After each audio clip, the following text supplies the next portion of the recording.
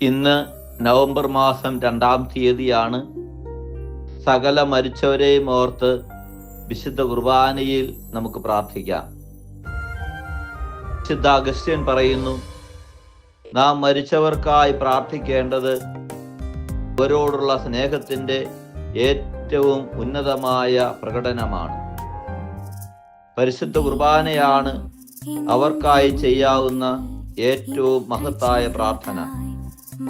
കുർബാനയിൽ നാം യേശുവിന്റെ ത്യാഗത്തിൽ പങ്കുചേരുമ്പോൾ ആ ത്യാഗത്തിന്റെ കൃപ ആത്മാക്കൾക്കായി ദൈവം നൽകുന്നു. അങ്ങനെ കുർബാന ജീവിതത്തെയും മരണത്തെയും ബന്ധിപ്പിക്കുന്ന ദൈവീക പാലമാണ്. എല്ലാ മരിച്ചവരെയും വിശുദ്ധ കുർബാനയിൽ സമർപ്പിച്ച് നമുക്ക് പ്രാർത്ഥിക്കാം.